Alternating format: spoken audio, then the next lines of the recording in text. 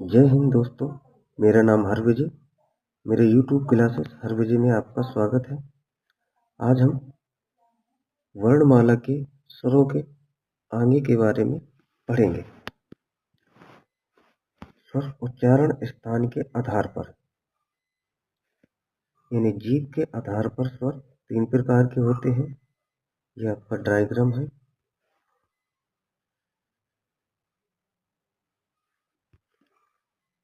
स्पष्ट स्वर, मध्य स्वर और अग्र स्वर। ये हमारी जैसे जीभ है। ये पीछे का हिस्सा हो गया स्पष्ट, ये मध्य का हो गया और ये आगे का हो गया, यानी अग्र, मध्य, पश्चिम। मध्य स्वर में आते हैं आ और अग्र स्वर में आते हैं ई ए ऐ री रा, और पश्च स्वर में आते हैं आ ओ औ अंक।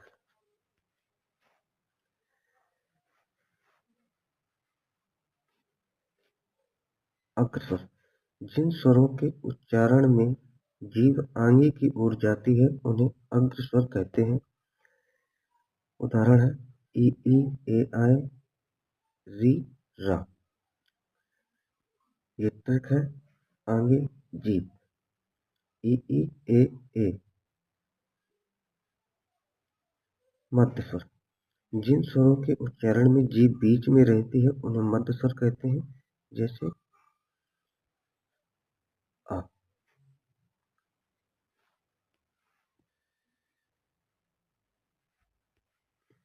आ सबसे सामान्य स्वर है। अब बात करेंगे हम स्पष्ट स्वर की। जिन स्वरों के उच्चारण में जीभ पीछे की ओर जाती है उन्हें स्पष्ट स्वर कहते हैं, यानी पीछे के भाग को, जीभ के सबसे पीछे के भाग को स्पष्ट स्वर कहते हैं। जैसे आ ओ औ अंक।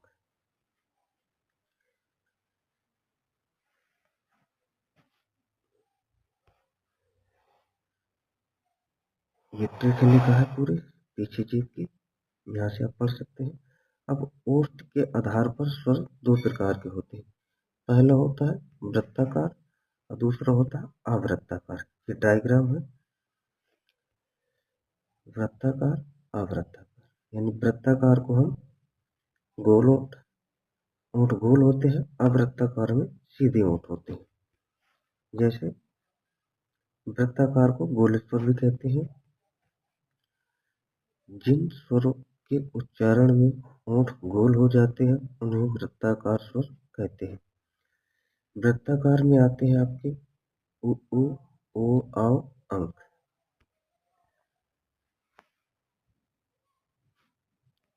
अवृत्ताकार यानी अगोलित स्वर, जिन स्वरों के उच्चारण में ओंठ गोल नहीं होते उन्हें अवृत्ताकार स्वर कहते हैं। अवृत्ताकार में होते हैं अ ए ऐ री रा।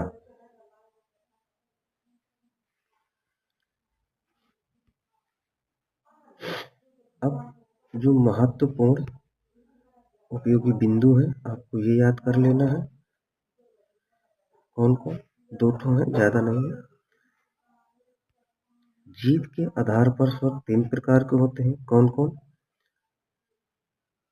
अग्र स्वर, मध्य स्वर और पश्च स्वर। अग्र स्वर बोलते हैं जीभ के आगे के भाग को, मध्य स्वर जीभ के बीचे बीच और पश्च स्वर जीभ के पीछे वाले भाग को। उसके आधार पर स्वर 2 प्रकार के होते हैं, वृत्ताकार, अवृत्ताकार। ठीक है दोस्तों, अगला भाग आपको व्यंजन से संबंधित मिलेगा अगली वीडियो में आपको। अगर वीडियो अच्छी लगे तो लाइक कर दें, शेयर भी करें और चैनल को सब्सक्राइब कर लें।